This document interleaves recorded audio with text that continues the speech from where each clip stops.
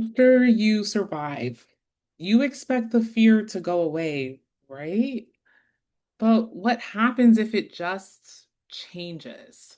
What if you're no longer fearing for your life, but you're terrified of the unknown, of trusting, of being visible? Today, we're talking about our new relationship with fear and why it's not a setback, but actually a milestone. Now, for me in my journey, I discovered a new relationship with fear. It almost was as if I sort of like there's sort of like a transmuting of survival mode after surviving, after or maybe less so after surviving and after once I was able to get to like a stable, secure, in my instance, a stable like housing situation. Fear from once that happened, I was surprised because, being in survival mode, it's just like the only thing, it's almost like a tunnel vision of like getting to safety, staying alive, making sure that you have like the basics to be okay. And it's really hard to imagine of anything beyond that. And I actually don't think that's a bad thing. That's kind of how like I recognized how my nervous system was keeping me alive because I honestly just it would have been too overwhelming to consider the other layers of fear and safety beyond that. So it kept me focused on what I needed to be focused on to stay alive. And even with that being said, once I did sort of get to like I would say like baseline basic level. I noticed that I went from being afraid for my life to being afraid of the unknown. Like the fear just changed. And not only that, it sort of um took me a while to recognize the difference. And more importantly, it took me a while to cue into my body and my nervous system that there was a difference between fearing for our life and fearing the unknown. It took a while to cue into my body and nervous system that things are different now and that I'm safe now, that I'm physically safe now. And in recognizing that, I also learned to sort of be compassionate and patient and kind to my body and to my nervous system, like to just let her be where she was, to knowing that she was keeping me safe, even though like the fear was uncomfortable, like they were doing their job. And I eventually came to realize, like, in order for them to trust that we're safe, they just needed more data. They needed more lived experience to let them to let my nervous system and body know in my bones that this is different. We're safe now. And even once that sort of registered, I was again surprised to discover that safety had an evolving definition for me and that safety existed on multiple levels.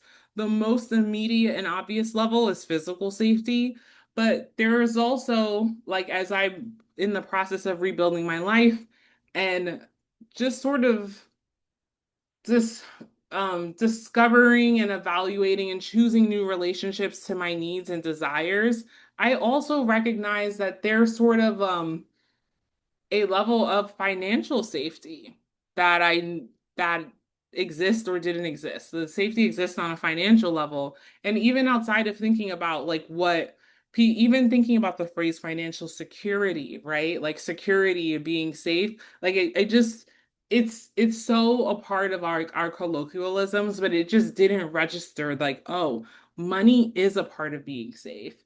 And it really, especially just existing in a space that is critical of the way that money and wealth and power is used, extracted, and taken. I This one was a really hard one for me to like um internalize, grapple with, and accept.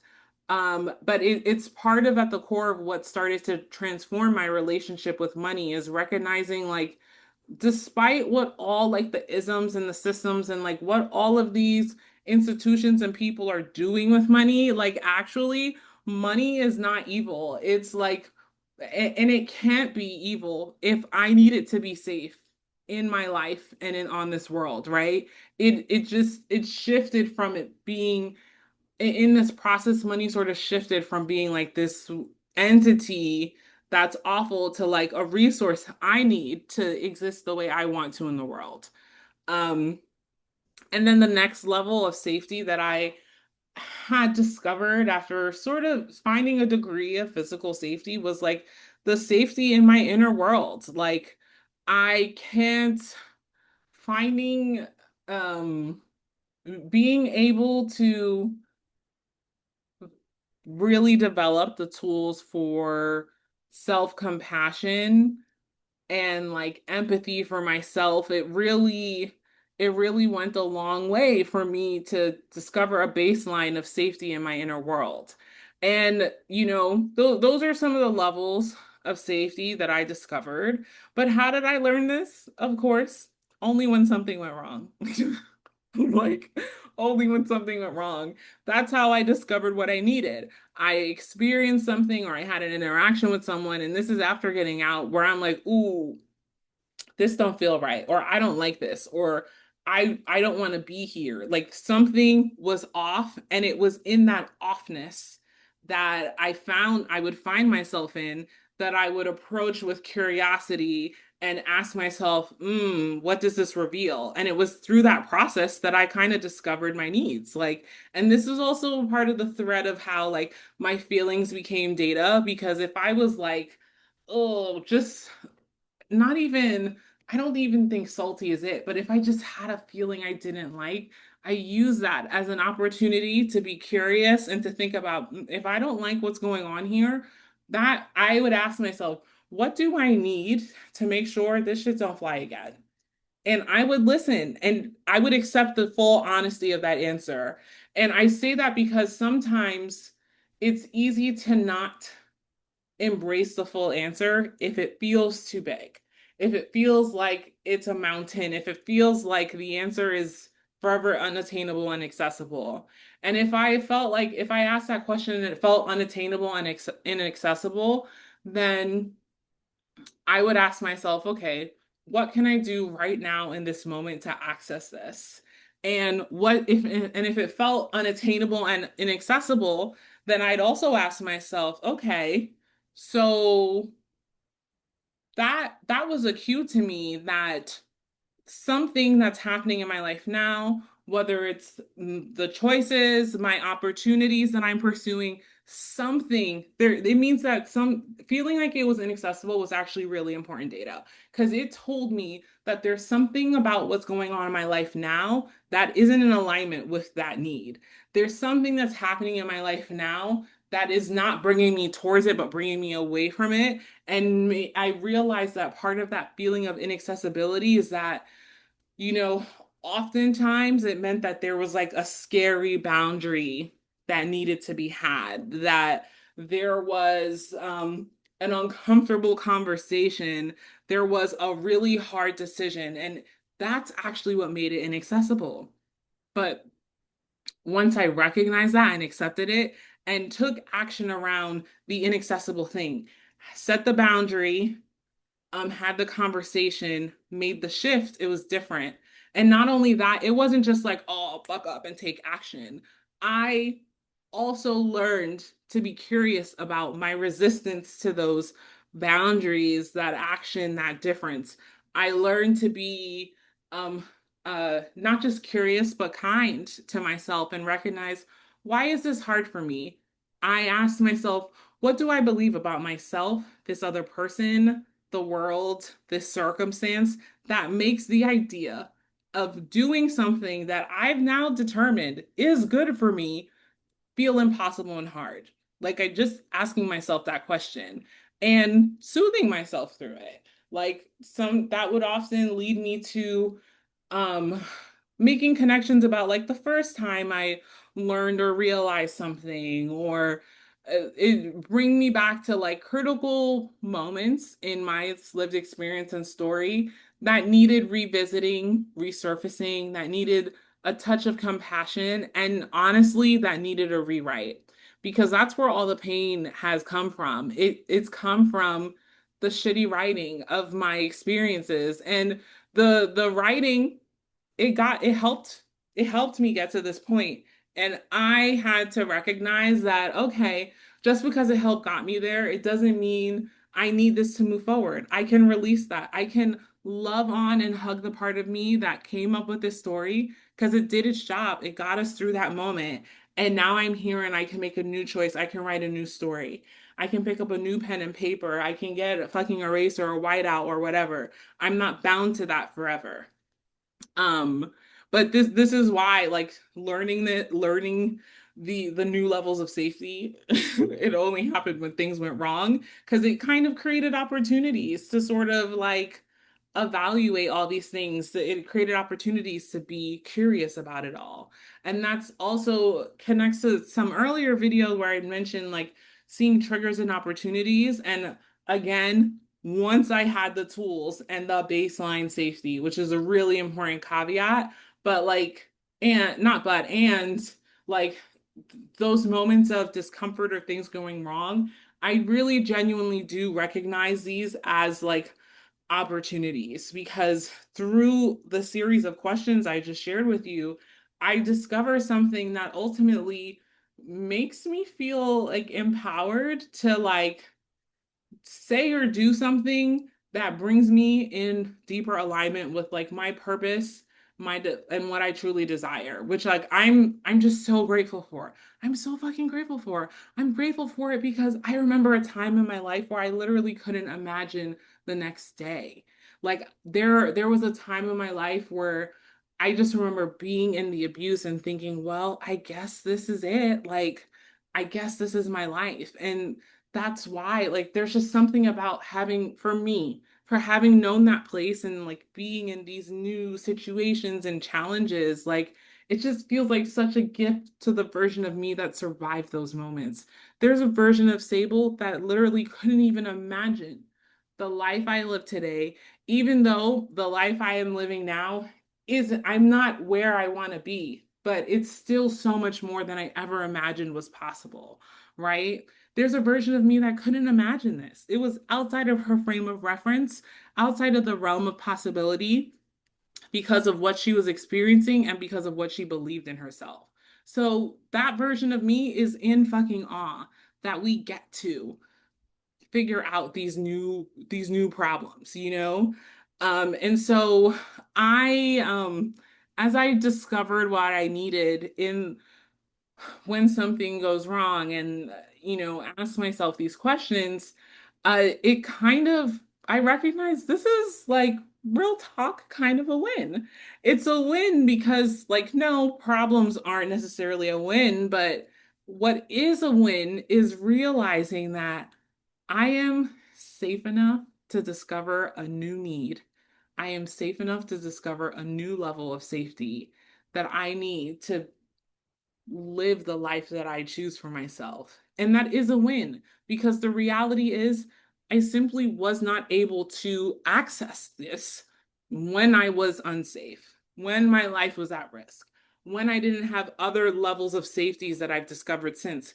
Literally, it's the living of life, being in these moments, having the curiosity of it all that unlocks the next level, which is what really helps me have compassion with uh, myself today and the former versions of myself because they literally didn't have access to like it's like getting it's almost like a video game, you can't just get to level 100. You literally have to go through each level and other higher levels are just not accessible until you literally move through the previous levels.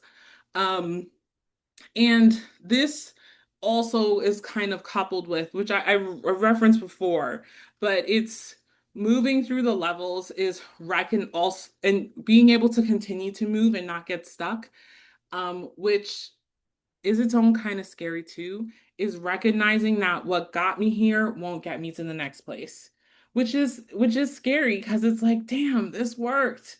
And it's scary to think about this new unknown thing that's confronting this new fear. And there's that's why there's sometimes resistance around it.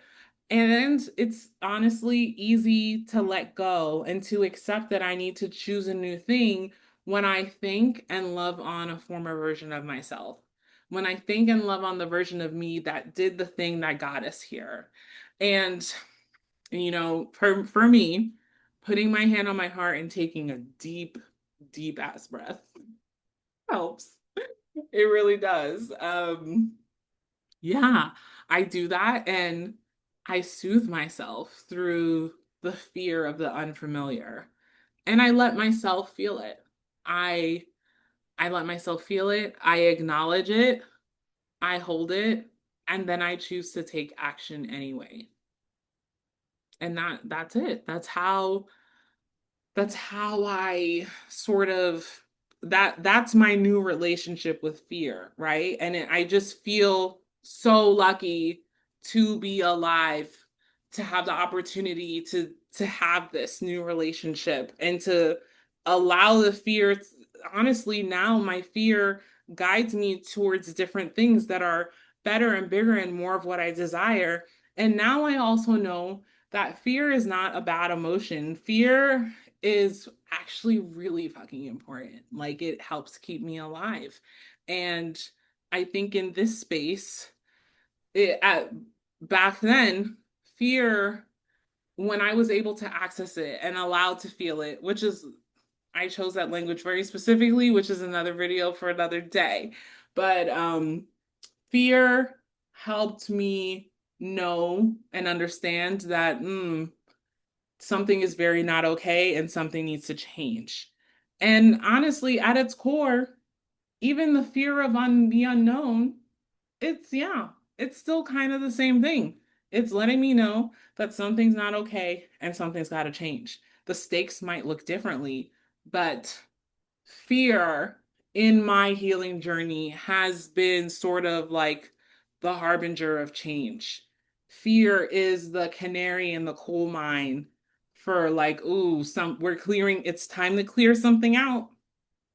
And for that, I'm grateful for it, which, oof, never thought I would say. And it's clearly specific to this context. And yeah, it's just like that. And that's how, like, I just want to impart and share that what got you here won't get you there, and that's okay. And not only that, learning to soothe myself through this new fear of the unfamiliar, that is the work. So on yeah, I'm sharing on Friday, I'm sharing a very personal reflection on this, unmasking my own fears from this 31-day challenge. Ah! And make sure you're subscribed for that final episode. And I'd love to know, how has your own relationship with fear changed on your healing journey? Let's talk about it in the comments.